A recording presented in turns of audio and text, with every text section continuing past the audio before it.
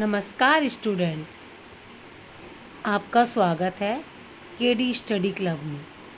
आज हम क्लास 6 का चैप्टर 5 पढ़ने जा रहे हैं, जिसका नाम है अक्षरों का महत्व। अक्षर जो ये हम पढ़ेंगे ये भी अक्षर है, जो हम बोल रहे हैं वो भी अक्षर है। इसका हमारे जीवन में क्या महत्व है, इसके इतिहास के बारे में जानेंगे और इससे हमारे को क्या क्या फ़ायदे हुए हैं इसके बारे में इस चैप्टर में हम जानेंगे। तो आइए हम स्टार्ट करते हैं अक्षरों का महत्व। अक्षरों की कहानी। यह पुस्तक अक्षरों से बनी है। सारी पुस्तकें अक्षरों से बनी है। तरह तरह की पुस्तकें, तरह तरह के अक्षर। काफ़ी सारी पुस्तकें हैं, उसमें काफ़ी सारे अक्षर होते हैं। क ख ग, ये क्या है? अक्षर है।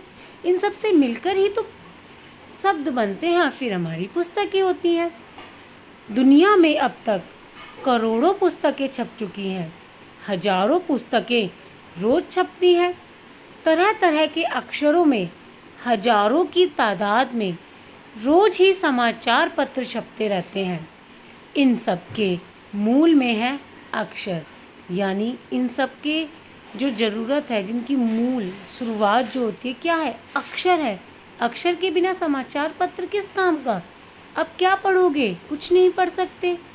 तो इसलिए हम कल्पना भी नहीं कर सकते कि यदि आदमी अक्षरों को ना जानता तो आज इस दुनिया का क्या हाल होता।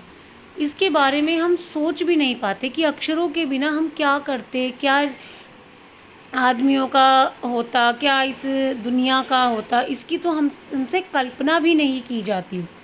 कोई कह सकता है कि हम अक्षरों को अनादिकाल से जानते हैं। अक्षरों का ज्ञान हमें किसी ईश्वर से मिला है।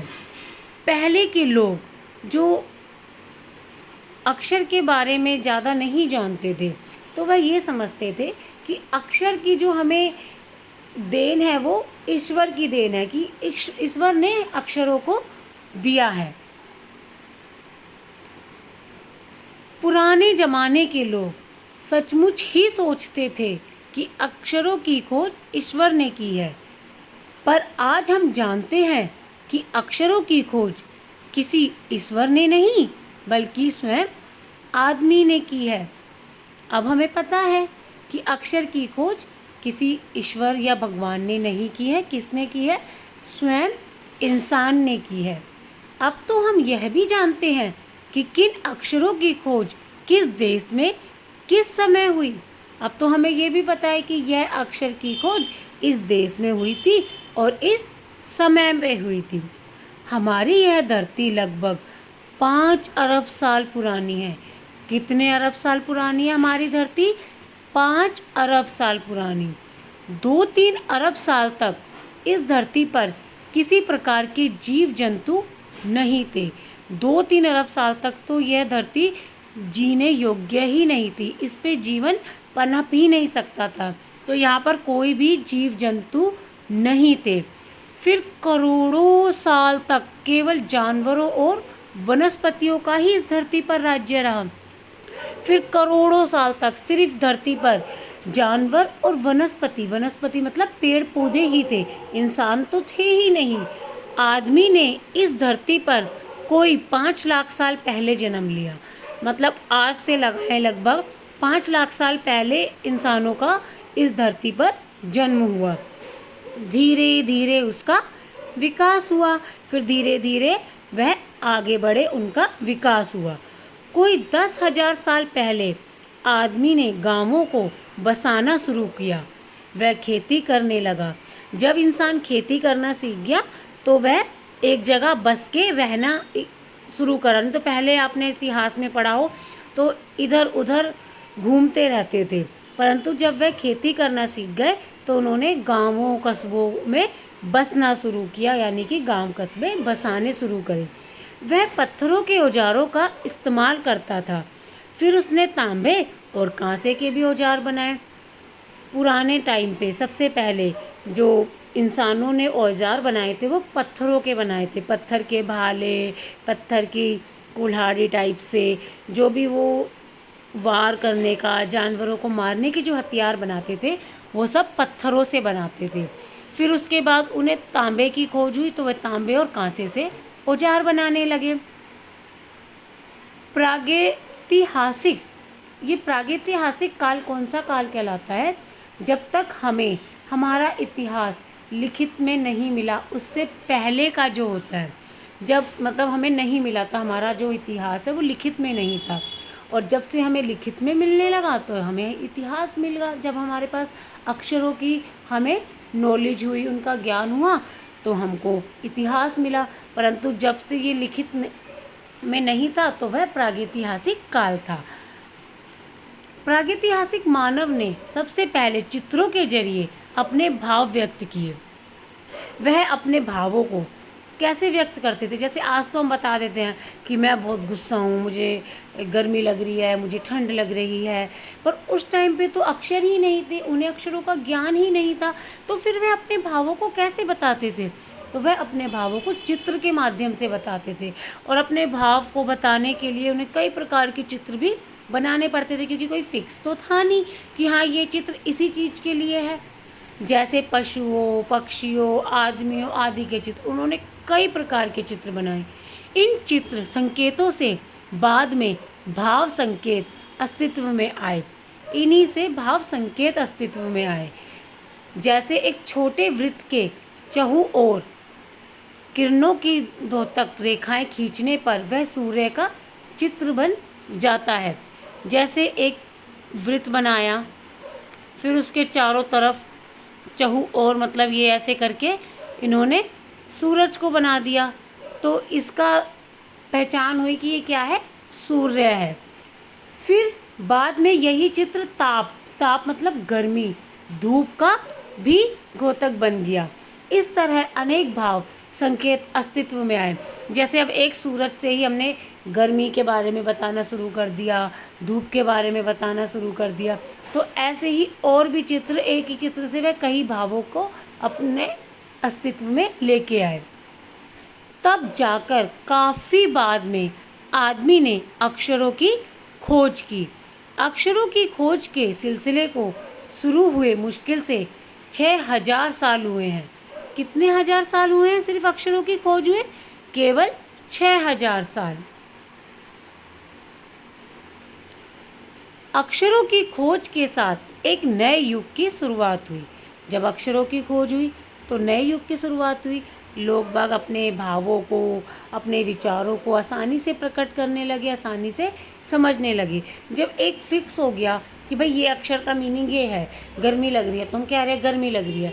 अगर आप उसे बोल के लिखो या लिख के बताओ, कैसे भी उस बात को बताओ, सबको समझ में आएगा कि आपको गर्मी लग रही है। कोई उसका और मीनिंग तो नहीं निकालेगा ना। तो वही बात है, अक्षरों से एक नए युग की शुरुआत हुई। आदमी अपने विचार और अपने हिसाब किताब को लिख कर रखने लगा। अब भाई जो भी अपनी बातें थी वो लिख देता था, या कुछ राजा महाराजों के टाइम पे जो उनके दरबारी होते थे, उनके उसमें रहते थे, एक लेखक होता था, वो उनके बारे में, उनकी गाथाओं को, उनकी वीरताओं को, उनकी लड़ाइयों के बारे में लिखता था। जो अंग्रेज़ों के टाइम का काल है, और भी है, कई चीज़ हमें लिखित में मिलती है, तभी तो पता चलता है ना कि इतिहास में क्या हुआ था, ये सब चीज़ें। तब से मानव को सभ्य कहा जाने लगा। वह सभ्य हो गया, हर चीज़ को अच्छी तरीके से समझने लगा, बोलने लगा, अपने भावों को सही तरीके से प्रकट करने लगा। आदमी ने जब से लिखना शुरू किया तब से इतिहास आरंभ हुआ। इतिहास हमारा आरंभ हुआ कब से? जब से उसने लिखना शुरू करा। और उससे पहले का काल क्या कहलाता था? प्रागैतिहासिक काल। किसी भी कौम या देश का इतिहास तब से शुरू होता है जब से आदमी के लिखे हुए लेख मिलने लग जाते हैं। जाहिर सी बात है, अभी कहा है कि इतिहास जब से हम लिखने लगे हैं तब से ही शुरू हुआ है। इस प्रकार इतिहास को शुरू हुए मुश्किल से 6000 साल हुए हैं, क्योंकि 6000 साल पहले ही अक्षरों की खोज की गई है, इसलिए इतिहास को शुरू हुए कितने हजार साल हुए? 6000 साल। उसके पहले के काल को प्रागैतिहासिक काल यानी इतिहास के पहले का काल कहते हैं। अतः हम देखते हैं कि यदि आदमी अक्षरों की खोज नहीं करता तो आज हम इतिहास को ना जान पाते। अगर हमें कोई चीज़ लिखित में नहीं मिलती, अक्षरों की खोज नहीं होती तो लिखित में नहीं मिलती, और लिखित में नहीं मिलती तो हमें पता नहीं चलता राजाओं महाराजाओं के बारे में और पौराणिक कथाओं के बारे में, इन सब के बारे में हमें कैसे ज्ञान हुआ, क्योंकि वो चीज़ हमें लिखित में मिली है, तो हम उसे पढ़ पाए हैं, तभी हमें उनकी नॉलेज मिली।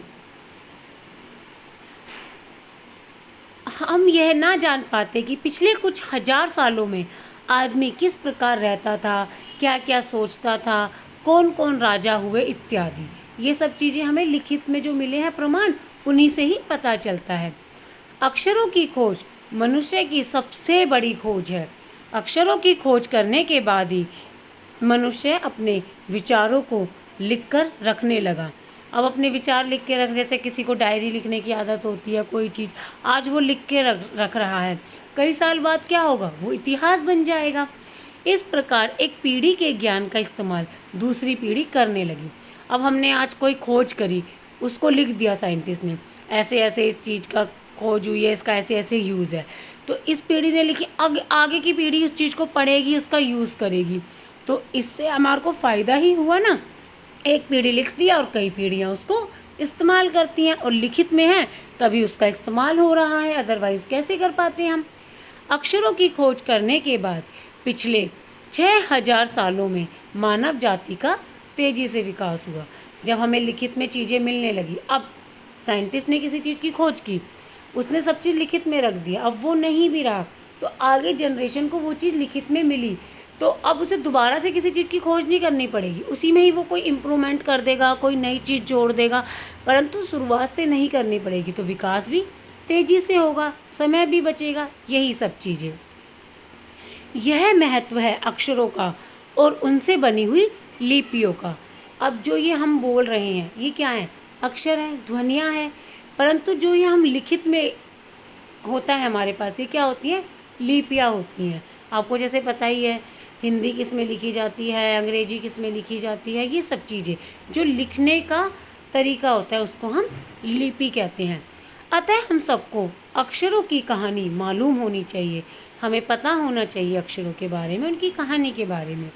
आज जिन अक्षरों को हम पढ़ते या लिखते हैं वे कब बनाए गए, कहाँ बने और किसने बनाए, यह जानना ज़रूरी भी है कि हमने ये अक्षर जब पढ़ रहे हैं ये कब बनाए गए हैं, कहाँ बने हैं, किसने बनाए हैं, इनकी हमें नॉलेज भी होनी चाहिए, जानकारी भी होनी चाहिए।